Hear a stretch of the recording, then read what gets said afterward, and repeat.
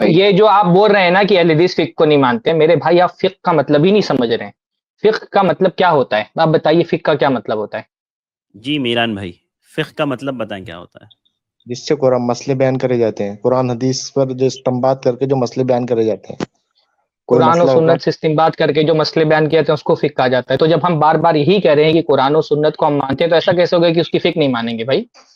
فقہ کہتے نہیں وہ ہی تو ہیں العلم بالاحکام الشرعیہ العملیہ المستنبطہ من ادلتہ التفصیلیہ۔ فقہ کہتے ہیں قرآن و سنت کے تفصیلی دلائل سے شریعت کے عملی احکام کے جاننے کو۔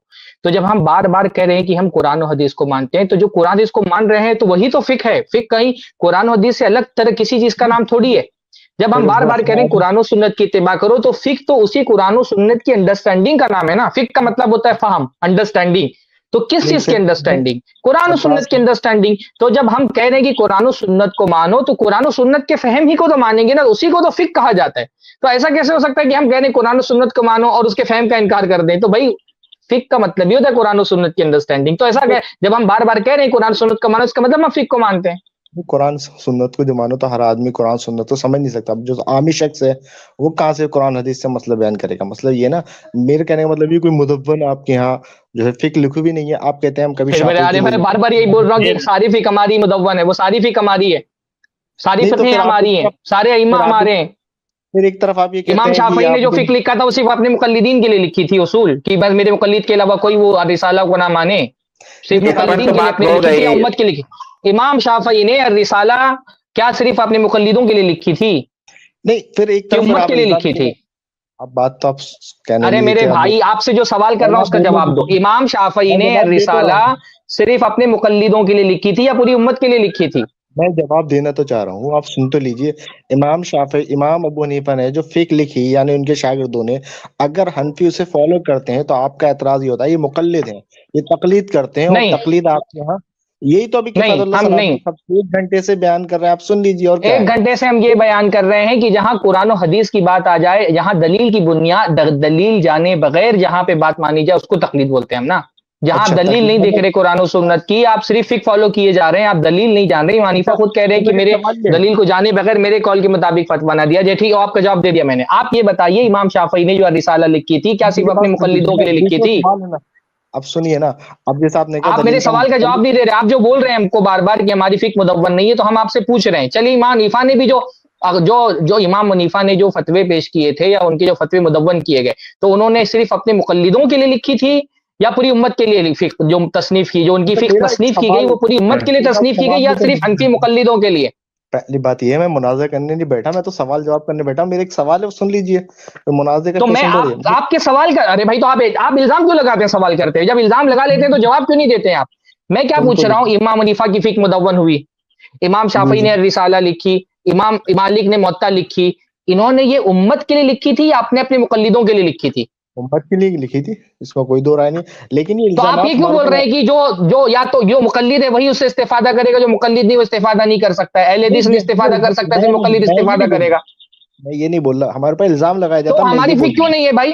وہ ہماری فقہ کیوں نہیں ہے؟ پھر آپ یہ کیوں بول رہے ہیں ہم کو کہ ہماری فقہ نہیں مدون ہے؟ وہ ہماری فقہ ہے نا، امام شافعی کے رسالہ ہماری فقہ ہے، امام مالک کی موطا ہماری فقہ ہے، کیوں نہیں ہے وہ ہماری فقہ؟ آپ یہ کیوں ہم سے بولتے ہیں کہ ہماری فقہ نہیں مدون ہے؟ پھر ہم پہ الزام کیوں لگایا جاتا ہے اگر ہم اس فقہ کو فالو کرتے ہیں تو ہم مقلد ہیں؟ ارے بھائی ہم تو جواب دیا نا اس کا کہ ہم فقہ کو فالو کرنے کو الزام نہیں لگاتے کہ آپ فقہ کیوں فالو کر رہے ہیں۔ آپ کے سوال کا جواب ملا؟ آپ جو بار بار بول رہے تھے کہ اہل حدیث کی فقہ مدون نہیں، اس کا جواب ملا؟ میرا سوال کا اس کا جواب نہیں ملا، نہیں کیا آپ کی طرف سے آپ نے یہ جو سب دیکھو بھائی میں بات کر کے کہتا ہوں، آپ جو بولتے ہیں اہل حدیث کی فقہ مدون نہیں، اس کا جواب تو آپ کو مل گیا نا کہ یہ سارے ہماری فقہ۔ ارے بھائی آپ جو بول رہے تھے کہ آپ کہہ رہے تھے اہل حدیث کی فقہ مدون نہیں ہے تو اس کا جواب آپ کو مل گیا نا۔ نہیں، آپ کی طرف سے اعتراض لگایا جاتا ہے نا کہ فقہ کو فالو کرنا ہی وہ جواب اس اعتراض کا جواب دے دیں گے ابھی ہم اس اعتراض کا جواب دے دیں گے۔ فی الحال میں بول رہا ہوں جو آپ بار بار یہ کہہ رہے تھے، آپ جو بار بار یہ کہہ رہے تھے کہ اہل حدیث کی فقہ نہیں مدون ہے تو اس کا جواب مل گیا آپ کو نا۔ میرے سوال کا جواب دیجیے نا آپ۔ نہیں میران بھائی آپ چلو اب آپ دوسرے سوال، بھائی کیا شرما رہے ہو؟ بول دو ایک مرتبہ ہاں جواب مل گیا، بول دو ایک مرتبہ جواب مل گیا، کیا شرمانا ہے؟ ایک طرف آپ بولتے ہو کہ میں مناظرہ نہیں کر رہا ہوں، دوسری طرف مناظروں کی طرح اڑے ہوئے بھی ہیں، زبان سے بولنے آپ کو شرم آ رہی ہے کہ ہاں جواب مل گیا، تو یہ تو مناظرہ بازی ہوئی نا۔ پھر بولتے ہیں مناظرہ نہیں کر رہے ہیں اور آپ مناظروں کی طرح اڑے ہوئے بھی ہیں، بول دو بھائی इरफान तफहीम हो रही थी, बता दिया मैंने आपको कि हमारी फिक्र है मुदव्वन अल्हम्दुलिल्लाह। ईरान भाई दूसरे सवाल पे बारकल्लाह आ जाएंगे। आप फीकुम, बारकल्लाह आपको फीकुम। जवाब मिल गया ना इस सवाल का? अब चलिए दूसरे सवाल पे आते हैं उनके। इस क्लिप की फुल वीडियो देखने के लिए हमारे चैनल पर जरूर आएं। iPlus TV ने एक नया YouTube चैनल शुरू किया है जिसका नाम है iPlus TV इख्तिलाफ का हल। इस चैनल पर सिर्फ इख्तिलाफी मसाइल पर वीडियोस आएगी, लेकिन दलाइल के साथ और भाईचारगी के साथ।